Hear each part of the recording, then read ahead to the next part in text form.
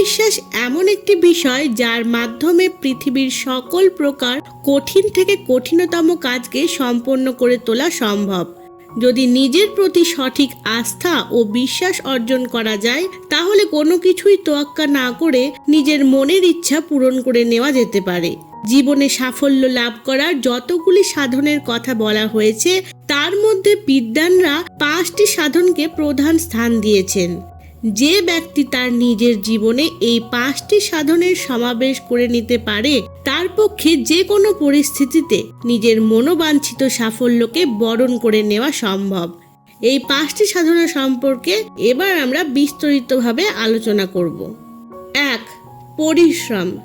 যে মানুষ নিজের শরীরের সার পরিশ্রমরূপী তপস্যায় খরচ করে নিজের শক্তি এবং ক্ষমতার সমুচিত উপযোগ করে, সে আলোর দিশা লাভ করে ধন্য হয়ে যায়।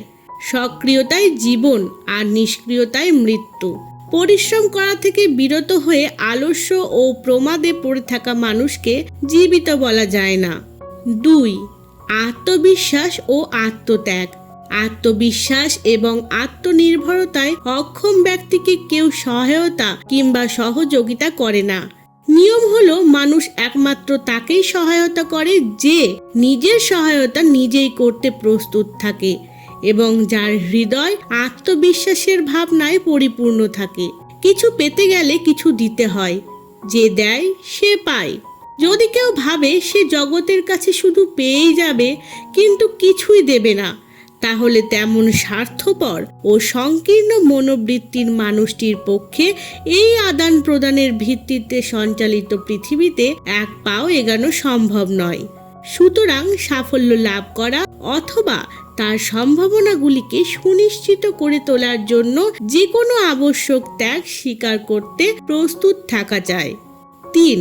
স্নেহ ও সহানুভূতি। সাফল্য কিংবা তার জন্য করা প্রচেষ্টায় যদি স্নেহ ও সহানুভূতির সমাবেশ না করা হয়, তাহলে তা হয় অসফলতায় বদলে যাবে, নতুবা তার প্রাপ্তিই হবে না। যে ব্যক্তি ক্রূর, কঠোর ও সংবেদনশীলতাহীন, তার এই দোষগুলি তার চলার পথে কাঁটার মতো ছড়িয়ে পড়ে।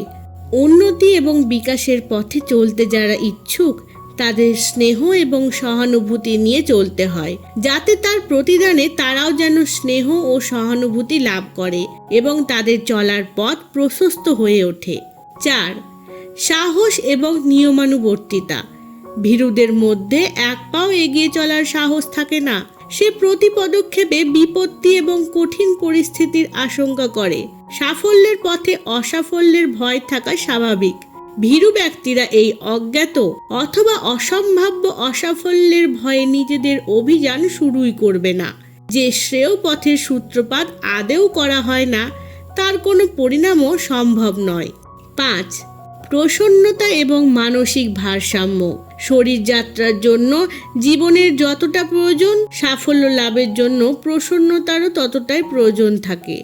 অপ্রসন্ন ব্যক্তিদের এক প্রকার নির্জীব বলা চলে। অপ্রসন্ন অবস্থায় মানুষের মানসিক ভারসাম্য থাকা অসম্ভব এবং ভারসাম্যহীনতা নিশ্চিত রূপে অসাফল্যের সৃষ্টি করে। যারা সাফল্যের আকাঙ্ক্ষা রাখে, তাদের উচিত হলো শ্রেয় লাভের জন্য সাফল্যের 5টি সাধনের অভ্যাস ও বিকাশ করে নিজের গন্তব্য পথে এগিয়ে চলা, যার ফলস্বরূপ তারা অতি অবশ্যই সাফল্য লাভ করতে পারবে। ধন্যবাদ।